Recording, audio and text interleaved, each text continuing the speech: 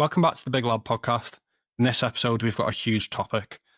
I'm currently living in a world that I no longer want to be a part of. And no, don't worry, this isn't me saying that I want to end my life. This is me saying I'm not happy with the way things are going, the way the country's ran, and I just don't want to be a part of it anymore. So let's start with the world I grew up in, the 90s and the early 2000s.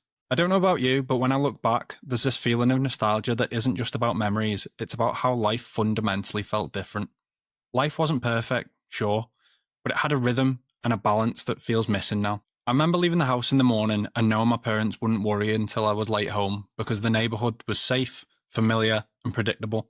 We had real conversations, not just quick texts or emojis, but face-to-face talks where you looked someone in the eye and felt the weight of their words. Kids played outside until dark, getting dirty and tired, learning lessons that screens just can't teach. There was this natural, unfiltered way of living that technology and social media have replaced with endless performance. You know the feeling, today, people aren't just themselves, they're a brand. Every photo, every post, every comment is curated for likes, shares, validation. I came across a quote by Sherry Turkle, a sociologist who studied technology's effect on the human interaction. She said, "Technology doesn't just change what we do, it changes who we are." And that's exactly it. We've shifted from being authentic humans to carefully polished digital personas. But the problem is, this constant performance is exhausting. It's like we're all actors in a play that never ends, and the audience is always judging. We compare our messy, imperfect lives to everyone else's highlight reels, the vacations, the perfect meals, the inspirational quotes, and feel like we're failing. Back in my childhood, social media didn't exist. We weren't bombarded with filtered images or endless streams of opinions. We had privacy, we had space to just be. And here's the thing, this shift is more than cultural. Psychologically, it's taken a toll. Studies show that young people today have higher rates of anxiety and depression than any previous generation. The constant social comparison, the pressure to fit into impossible ideals, the loss of genuine connection, it all adds up. And it's not just the youth, adults feel it too. We're constantly connected, yet profoundly alone. The world feels smaller, but somehow more isolating. I remember a conversation with an old friend recently. He told me he felt like he was playing a part every day, pretending to be successful and happy on social media, but behind the scene, struggling with real issues. That's the paradox. We're more connected than ever, but true connection is slipping through our fingers. Why does this feel so alien? Maybe because humans weren't built for it. We evolved for small communities, face-to-face interactions, and real empathy. Not endless scrolling, online arguments, and a sea of strangers judging our every move. So when I say I no longer want to be a part of this world, this digital circus, this filtered life, it's because it's draining the humanity out of us. Alright, let's get into something that's been grinding my gears for a long time. Taxes. The money we give up, the bite it takes out of our wallets, and the endless feeling that no matter how hard you work, it's never quite enough. You've probably heard the phrase, taxes are the price we pay for a civilized society. Sounds noble, right? Like the foundation of how we all live together peacefully. Roads, schools, hospitals, police. And yes, in theory, that's what taxes are for. But when you look around at the reality, well, it's a bit of a different story. Let's break it down a bit. In the UK today, the average basic income rate is 20%. But then there's national insurance, which has seen several hikes recently. And council tax, VAT on just about everything you buy, fuel duties, and now environmental taxes like ULEZ charges in cities. The list goes on.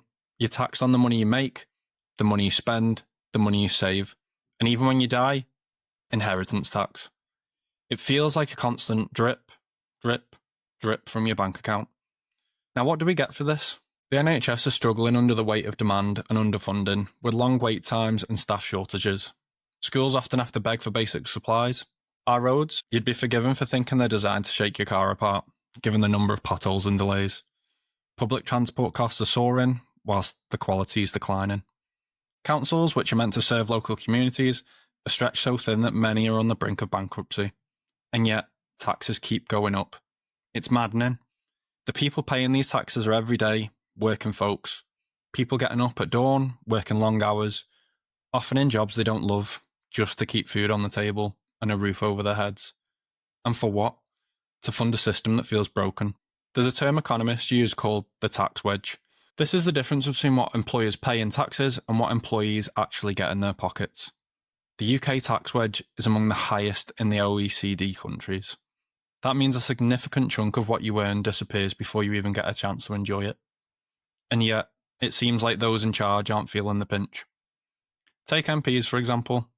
Whilst your wages are squeezed, MPs' pay has steadily increased over the last decade, with bonuses, perks, and expenses that make your office budget look like pocket change. At the same time, government departments have wasted billions on failed projects, dodgy contracts, and vanity schemes, all paid for by the taxpayer. One shocking example of this is the NHS IT project that started in 2002 and was scrapped after spending over £10 billion. Billions lost on a system that never worked. That's money that could have bought thousands of new nurses, modern equipment, or better facilities. It's hard not to feel cheated. The argument often goes, but we need these taxes to pay for public services. And I get that, I really do. I want good healthcare, quality education, clean streets, and safe communities. But there's a huge difference between necessary taxes and an inefficient, wasteful system that just keeps taking more without delivering better results. It's about fairness and value. If you work hard, follow the rules, and contribute your share, you deserve to see that reflected in your quality of life. Instead, what we get is this sense of exhaustion, frustration, and helplessness. And if you dare speak up, you're branded selfish, or worse, accused of wanting to shirk your responsibilities. But wanting to keep more of your hard-earned money isn't selfish. It's about dignity.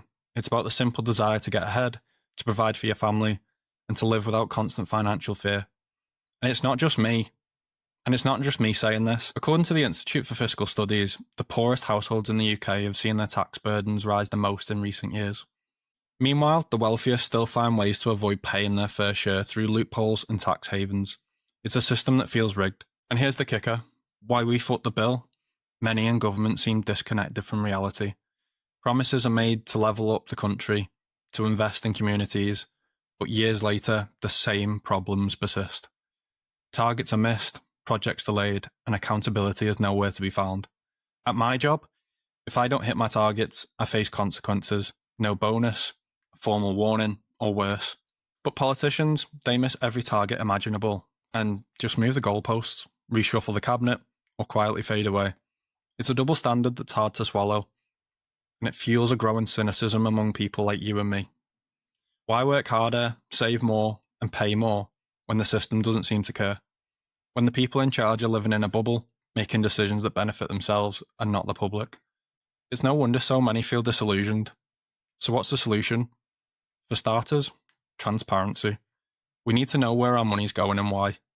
We need governments held accountable for waste and corruption, and we need tax policies that are fair and focused on helping those who need it most, not just protecting the rich. Because at the end of the day, paying taxes isn't just a duty, it's a pact between citizens and their government. A promise that if we all contribute, we all benefit. Right now, that promise seems broken. All right, let's step into probably one of the most heated topics today, immigration. Now, before I go further, let me make one thing crystal clear. I'm not against immigration. I'm not one of those people waving the flags for hate or fear. In fact, the UK has a proud history of welcoming people from all over the world. It's part of what makes this country great. We've seen cultures blend, innovation sparked, and communities enriched by people who come here to work hard and build a better life. But, and this is a big but, there's a difference between managed immigration and what feels like chaos. Right now, immigration isn't working for most people. It's out of control in a way that feels unfair to the everyday taxpayer who's already struggling to get by. There's a growing sense that the system is broken and politicians are either ignoring it or playing politics with it. Let's get into some facts. According to the UK Home Office data from 2023, the government spent roughly £8 million every single day to house asylum seekers, mostly in hotels. That's about £2.9 billion a year, and it's only going up. We're talking about thousands of people who have crossed borders illegally or in ways that don't follow the legal asylum process.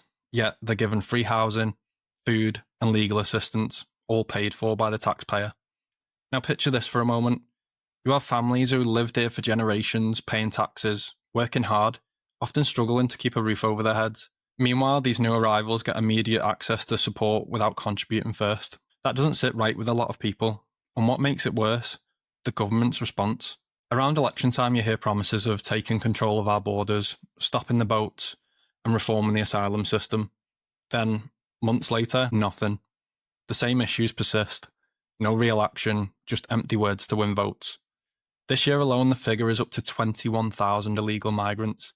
We don't have a border force, we have a taxi service picking migrants up and safely transporting them to our shores, instead of sending them back where they came from. This isn't just frustrating, it's damaging. It breeds resentment in communities and pushes the public away from supporting the very idea of immigration, which again, I want to stress, can be a force for good when managed properly. Let's talk about fairness. Every country in the world has borders.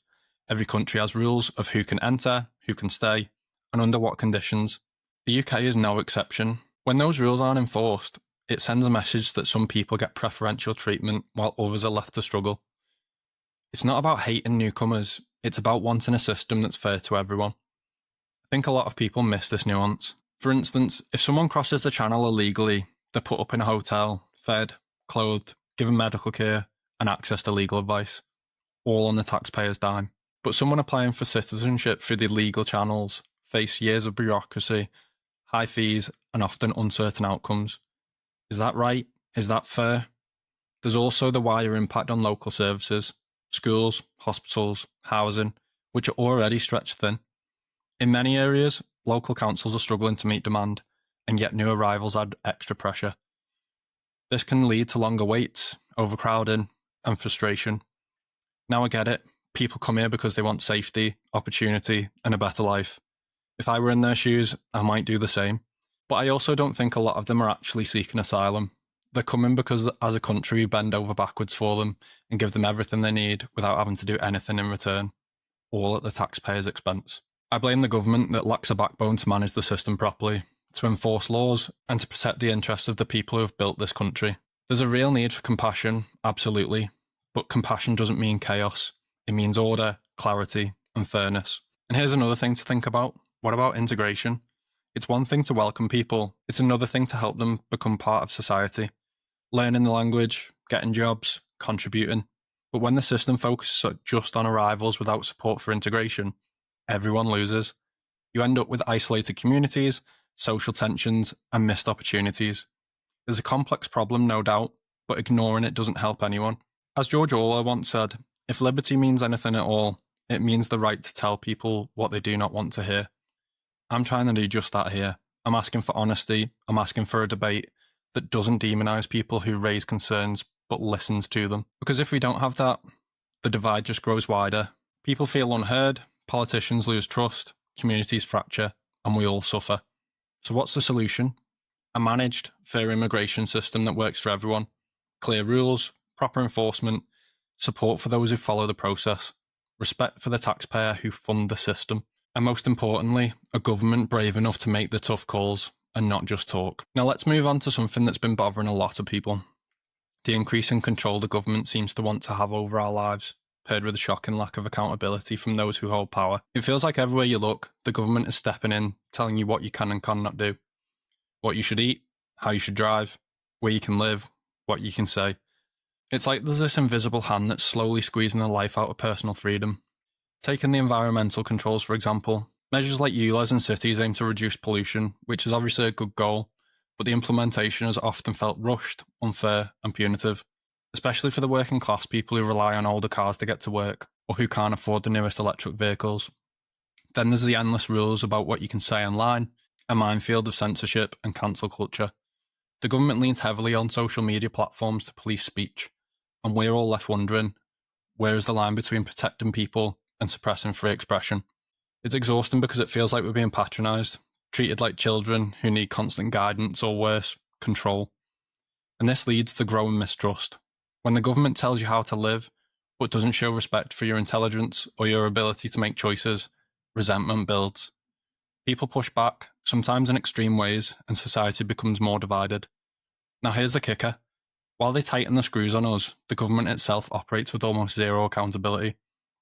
Let me give you some real talk here. In any other job, if you fail to meet targets, miss deadlines, or make costly mistakes, there are consequences.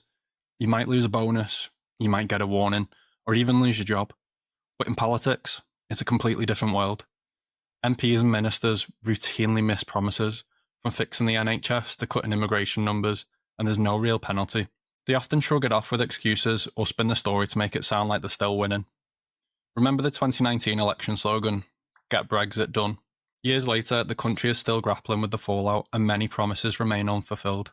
What about expense scandals? We've seen MPs claim public funds for personal luxuries, from duck houses to second homes, and yet many have kept their seats or, even worse, promoted to higher offices. And when a minister is caught lying or involved in corruption, they might resign, sure, but it's often a brief headline before they quietly return with a book deal or a lucrative lobbying job. It's a revolving door of power with very few real consequences. I think about this contrast a lot. In my job, if I miss targets, I face consequences. That's fair. Accountability is how things get done. But when people who make the rules avoid accountability, it sends a dangerous message. That rules don't apply to everyone equally, that power protects itself. And it's not just about individual failings, it's about the system as a whole. The culture of careerism over service. Politicians are more focused on their personal brand, party loyalty, or media appearances than they are actually serving the public for good. It's no wonder people feel disillusioned and cynical. One study from Transparency International shows that public trust in politicians is at an all-time low in many democracies, including the UK. When trust breaks down, democracy suffers. We've entered a cycle where politicians say what people want to hear during campaigns, but then don't follow through. Targets get shifted, blame gets passed, and the public is left to pick up the pieces. And meanwhile, the government expands its control, monitoring, regulating, and legislating more and more areas of our lives, hiding behind bureaucracy and jargon. It's a recipe for frustration and disconnect. But here's the thing, accountability doesn't have to be harsh or punitive. It means transparency. It means consequences that fit the mistake. It means listening to the people you serve. It means remembering that the public office is a responsibility and not a career path. I know I'm not alone feeling this way. People want a government that respects their freedom, but also works efficiently and honestly. They want leaders who keep their word, face consequences, and put the public before themselves. So what can we do? We can demand more. More transparency, more accountability, and more respect. We can support reforms that make politicians answerable, and we can hold our representatives to the same standards we expect in our own workplaces. But at the end of the day, a healthy democracy depends on trust, and trust depends on accountability. All right, let's shift gears and talk about something that honestly touches a lot of people on a personal level. Dating in the modern world. Dating used to be simple, or at least simpler. It was about meeting someone through friends, at a pub, or even just bumping into them around town. It was slower, more organic, and people had to put in effort and time to get to know each other. Now, it feels like dating has turned into an endless scroll of options. Swipe left, swipe right, next, next, next. Like shopping on Amazon, but for people. And this abundance of choice, rather than freeing us, seems to have trapped us in a paradox of never being satisfied. People have this unrealistic expectation that the partner has to tick every single box on some perfect checklist. They want the ideal looks, the ideal job, the ideal personality, the ideal hobbies, the ideal political views, and on, and on, and on. And the crazy part, even when they find someone who ticks 9 out of 10 boxes, they suddenly find an ick, that tiny little thing that makes them scroll right back into the endless hunt for a perfect 10. But here's the reality check, no one is a perfect 10. And if you're holding out for perfection, you're setting yourself up for loneliness and disappointment.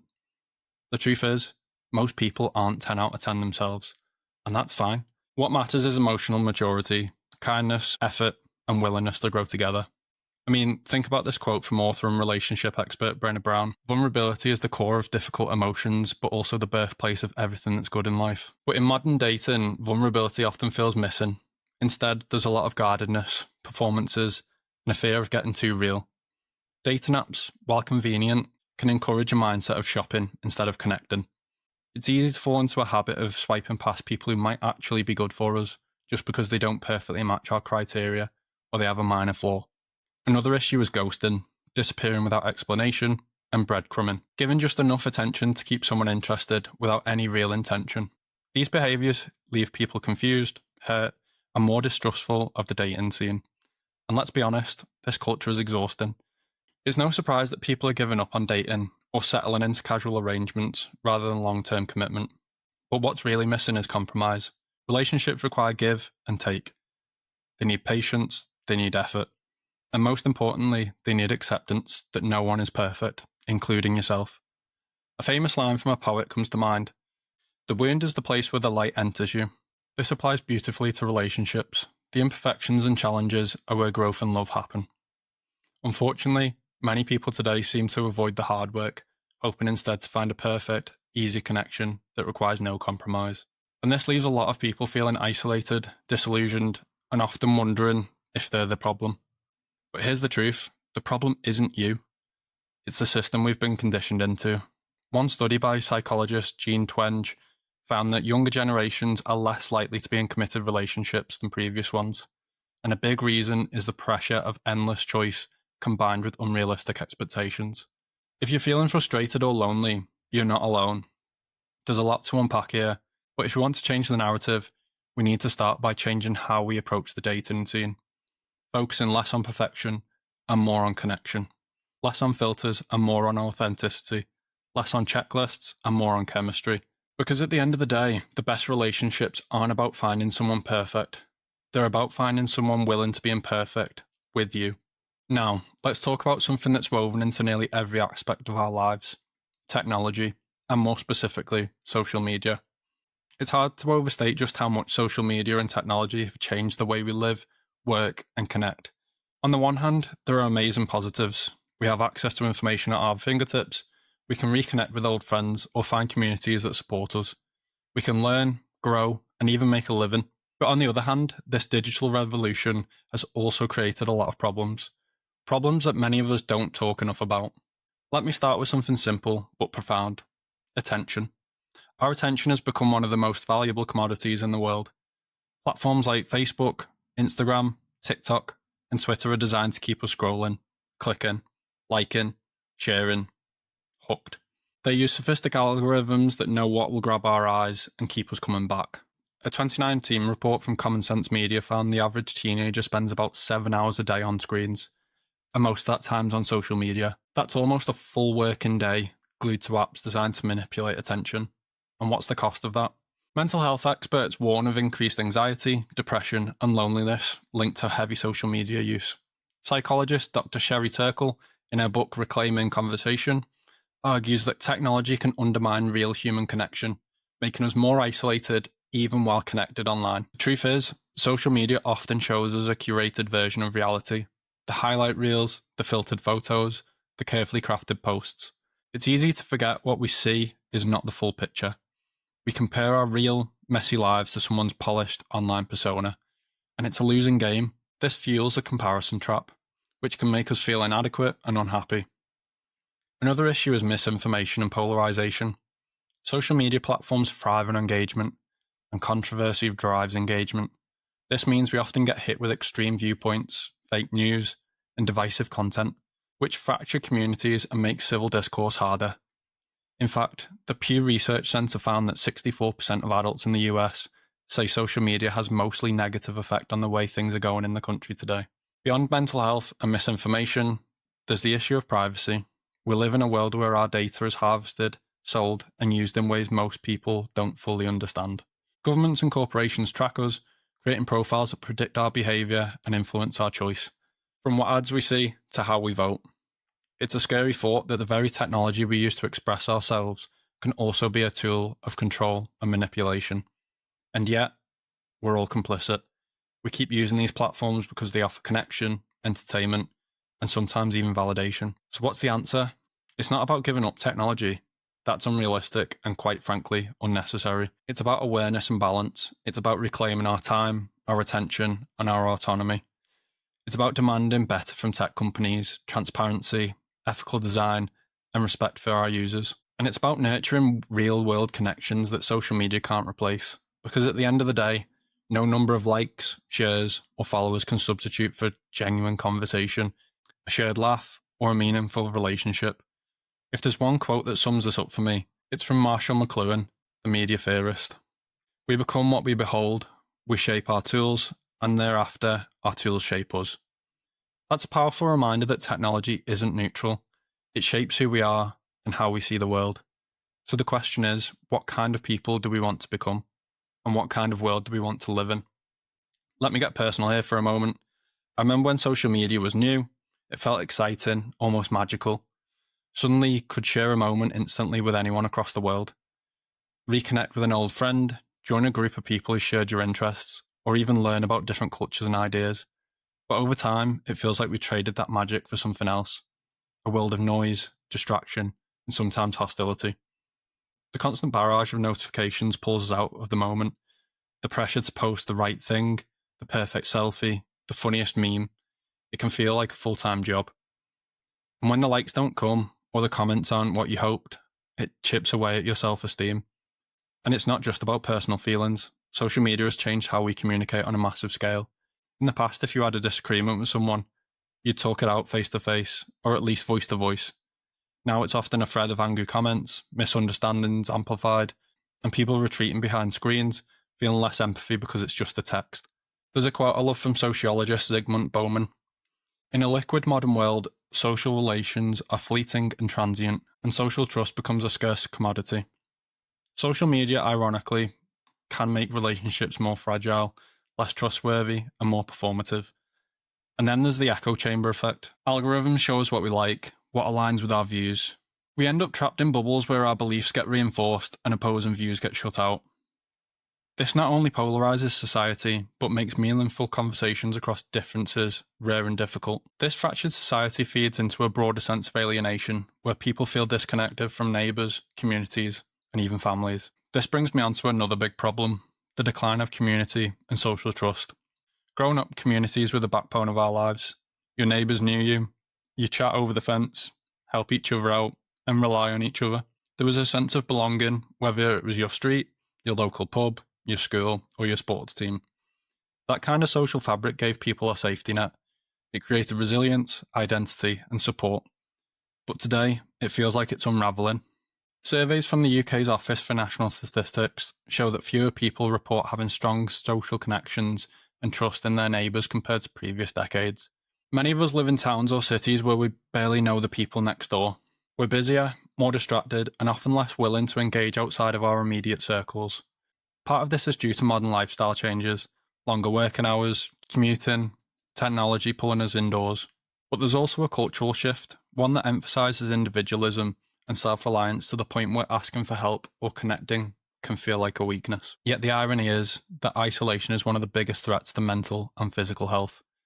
The famous sociologist Robert Putnam's book, Bowling Alone, warned us about this trend, that civic engagement and community ties were eroding, leaving us lonelier and more divided. He wrote, "Social capital makes possible cooperative ventures and collective endeavours that are vital to a healthy society. Without community, it's harder to trust institutions, harder to find support, and easier to fall into cynicism and despair." And this feeds into many of the frustrations I talked about earlier: distrust of government, frustration with social change, the feeling that we have been left behind. Rebuilding community won't be easy, but it's crucial. It means stepping out from behind the screens. It means talking to neighbours. It means volunteering, joining local groups, or simply making space for real human interaction. Because without connection, all of the other problems feel a lot harder to face. When I think about all of this, the changes in how we live, work, love, and connect, it feels overwhelming. But I also think about the small things, the moments when you make eye contact with a stranger and smile, when you help a neighbour carry the shopping, when you listen without judgment. These moments remind me that the world isn't all bad, that despite the mess and frustration, there's still hope. I want this podcast to be a place where those small moments matter, where we can talk honestly about what's hard and what's worth fighting for, because at the end of the day, it's not about despair. It's about finding ways to live meaningfully in a world that sometimes feels like it's lost its way. So with all the challenges, the disconnection, the overload, the frustrations, many of us find ourselves asking, what's the point? Where do I fit into this new world? How do I find meaning? It's a question that's not new, but feels more urgent than ever. In the 90s and the early 2000s, there were fewer distractions. People's goals were clearer: get an education, get a job, start a family, be part of your community. Life had a rhythm and a kind of predictability. Now it's like we're running on a treadmill that's constantly speeding up, but we don't know where it's going. We're bombarded with endless choices, voices, and information, yet somehow that freedom feels paralysing. Psychologist Barry Schwartz calls this the paradox of choice. He argues that having too many options can lead to anxiety, dissatisfaction, and decision fatigue. When every decision feels like it has to be perfect, it becomes harder to commit or feel content. And on top of that, We're living in a culture that pushes the idea of having it all: the perfect career, the perfect relationship, the perfect lifestyle. Social media's highlight reels only make the pressure worse. But the truth is, no one has it all. Life is messy, complicated, and full of compromise. Philosopher Alain de Botton offers a comforting perspective. Happiness is not the surplus of pleasant over unpleasant moments, but in the memories we construct. It's about the stories we tell ourselves about our lives, the connections we make, and the purpose we find. So maybe the answer isn't chasing perfection or trying to control everything. Maybe it's embracing imperfection, in choosing connection over comparison, in finding meaning in the small, everyday moments. Because those moments, a kind word, a shared laugh, a moment of quiet, are what truly sustain us. So if this all feels a bit heavy, and believe me, I get it, let's talk about what we can do. Because while we can't change everything overnight, there are things within our control. Number 1, reclaim your time and attention. Start by setting boundaries with technology. Turn off notifications when you don't need them. Schedule phone-free times or zones in your day, and try have real conversations without screens. It might feel uncomfortable at first, but trust me, your mental health will thank you. Number 2, build real connections. Reach out to someone you haven't spoke to in a while. Join a local group or hobby club. Volunteer. Even small acts of kindness, like chatting with your neighbour or helping someone out, can rebuild that sense of community. Number 3, educate yourself and stay informed. Don't rely on headlines or social media alone. Dig deeper into issues that matter to you. Understand different perspectives, and this will help you feel more empowered and less overwhelmed. Number 4, demand accountability.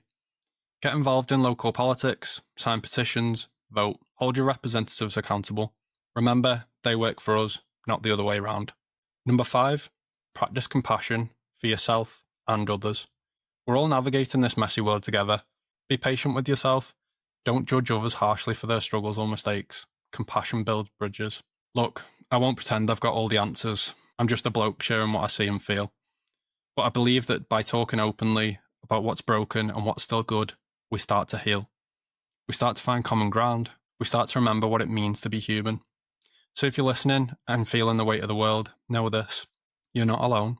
There's a whole tribe of us out here questioning, struggling, and hoping. And together, maybe we can build a world worth living in. I want to leave you with one final quote from author and activist Brené Brown, who says, "Connection is why we're here. It's what gives us purpose and meaning to our lives." Let's hold on to that.